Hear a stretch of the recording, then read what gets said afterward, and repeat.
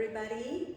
I'm back in the USA, back in my Green Mountain state. I have missed my home, although when you're an immigrant, you tend to have two homes, two places you love, so it's kind of nice. I have plenty of love to give, so it's really awesome to be back.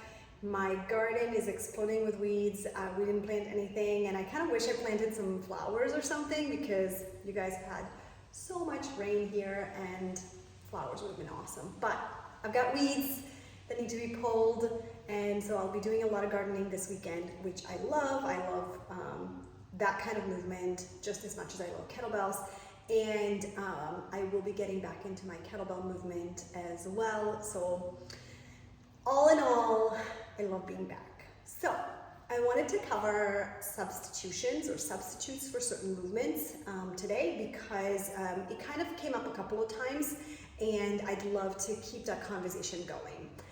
So what do I mean by substitutions? If you are someone who is, for example, doing my prenatal program, you know that sometimes in the cues of a movement, I will say, if this doesn't feel good, this is what I want you to do instead. But if you are in my motherhood athlete program, that may not be something that I mention often. And mainly because when you are pregnant, that is, you are in a different body. Your body changes quite a bit day to day. And so it is something that needs a little bit more attention. Where in my motherhood athlete program, I trust that you all will be reaching out to me whenever you need a substitution for a movement that maybe is not feeling good for you because you have some old injuries or it's causing you pain, and you have tried it multiple times, you have tried to work on form, but for whatever reason it is not feeling good, and so I don't want you continuing to do a movement that causes you pain. I took some notes of common things to substitute with that will give you kind of the same results, and that are really common sense that you can take and be your own personal trainer going forward. So when you see certain movements, you can say, this doesn't feel usually good for me, so I will substitute it with this. And it's a nice way to empower all of you to do this for yourself. So for substitutions, like the first thing that always comes up is a single leg deadlift. So for a single leg deadlift, I usually say try a kickstand. So I'm going to adjust my camera a little bit and just show you what I mean by that. Here's my kettlebell. So, what is a single leg deadlift? You should know by now, but here I am showing it to you again, right? Single leg movement here. For pregnancy, that can be a really tough one towards the end of pregnancy. So what can we do to make it maybe more stable, to maybe be able to control the speed? So what you can do is a kickstand, all right? So the kickstand can be, the back foot is very close to the back heel or even parallel. And all you want to do is you're going to stay in that hinge and you're going to get that booty back, but keep about 90% of the weight in the front leg. All right, a great way to substitute this with. Here it is from this side. You can see that, yep. There we go. There it is. So that is definitely something that you can use to control balance and maybe kind of table the single leg deadlift for a little while. Next thing is some kind of a moving split stance position. So let's say it's a front lunge. So I'm going to be lunging here, forward, or it's maybe a reverse lunge. So maybe over here. All right, so that doesn't feel good. Maybe that motion back doesn't feel good on your pelvic floor, knee, maybe there is not a lot of movement in your ankles. Maybe you've had some ankle injuries that you have to make sure that you change things up for. I will suggest in that position, kind of go into two things. One is just a split stance, right? So when you stay in a split stance, you are a lot more stable and you can control the speed of this movement a lot more as well. So balance is a lot better, okay? So a split stance would probably be a good one for like a moving reverse lunge, or even like a walking lunge. However, if that doesn't feel good at all in any split stance positions, then you will substitute it with some form of a squat or some form of a deadlift. The deadlift and the squat have so many different variations, from racked to goblet. So you have all of these different ways of doing those movements without getting kind of bored with them. With the deadlift, you have a suitcase deadlift, you have single arm deadlifts, two arm deadlifts, so many different options that you can kind of cycle through. All right, so if this kind of split stance doesn't feel good, then you just go into a squat or you go into a deadlift. Okay, so into a hinge position as well. Those are things that you can absolutely use to substitute for. Next is core, right? So a lot of the times we'll do like a hollow hold position. So here, maybe we're in a hollow hold, right? That may not feel good to people, right? There's a lot of folks who don't love core movements that you lay down on your back, whether they've had some back injury issues. You know, there's so many different reasons that people may not feel good in those positions. So always resort to doing your core movements either standing or hands and knees. So those are the things that you could absolutely substitute for. So hands and knees, a bear crawl hold here, or standing position, maybe it's a suitcase march, all right? If you do a suitcase march, you're still working your abs, but you have a lot more control and your back is not compromised. So those are core movements that you can absolutely substitute. I would say in pregnancy, if you really don't feel safe in a lot of the core exercises, marching and suitcase carries and farmer carries and all kinds of carrying is an excellent way to work your core. And it's also a very safe way to work your core. All right, and then I'm going to cover things like jumping, leaping, things like that. So let's say we're doing a squat jump, right? Or we're doing some vertical jumping, okay? So those are quite common that come up in my programming.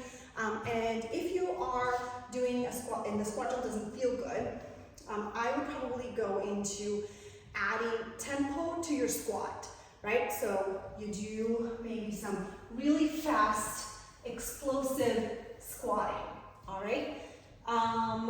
With the vertical jumps, I would probably go into vertical extensions. So instead of jumping, you want to make sure that you are extending, right? Extend, extend. One of the things when you are doing these exercises that can be really helpful is that speed, like I mentioned. Doing tempo, doing speed, adding a little bit of that heart rate stuff without having to leave the floor, all right? In general, for my prenatal folks who may be wondering, there really is not a do and a don't in pregnancy. I think that's a big misconception. And I think that there's a lot of trainers who make a lot of money off of that, telling you that you can't do these things when you're pregnant. It really is a very individual situation, and you have to know your body, you have to know what's going on with your body, you have to be informed during pregnancy and early postpartum, and really listen to what's going on day to day with your body. And so that's the best way to decide what are the things that you can do. If you start jumping and it's causing you pain, you shouldn't be jumping. You should probably not be jumping yet. So very common questions that come up is the jumping, and then things like push-ups on the floor.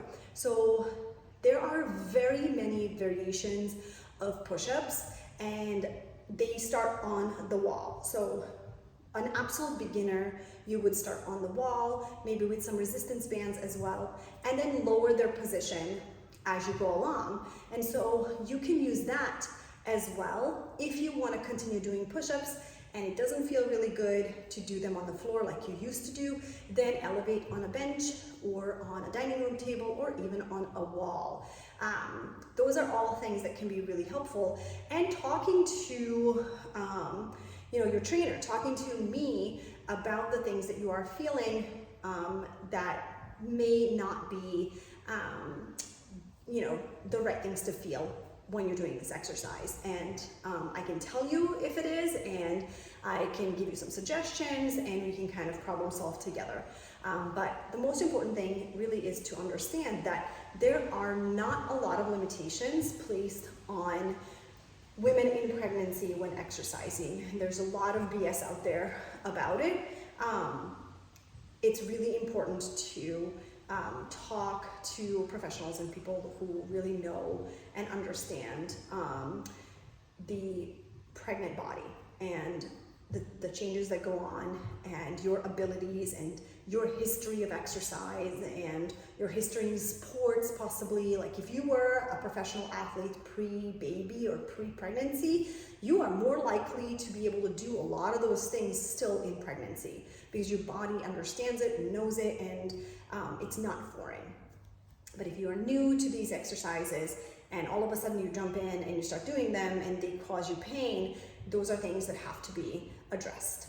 And I think that I've probably covered most of what I think is important in, kind of adding some basic substitutions for some of these movements. There's so many other things that I could cover, but I think this is really kind of the important stuff.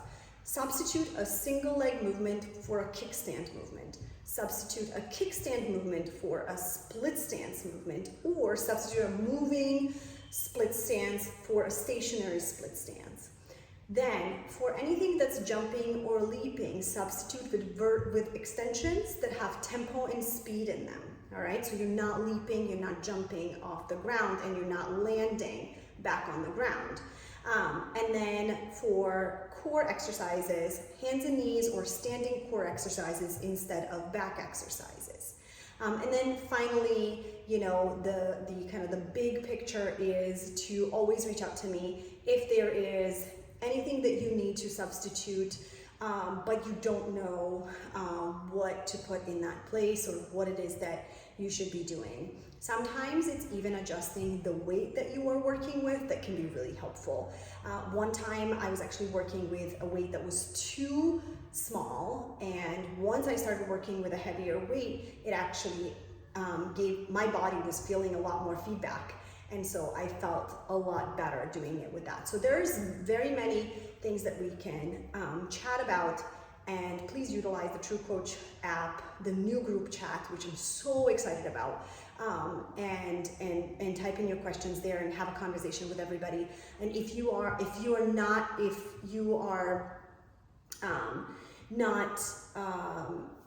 kind of active in that chat, you can always email me with your questions. That's not a problem at all. It just takes a little while to answer an email versus a direct message. Anyways, I hope this was helpful. Please let me know in the chat in the app if there's any question in regards to this, if there's something that doesn't make sense, or if you want me to elaborate on any of these. All right, I hope you all have an incredible weekend, and I'll see you next Form Friday.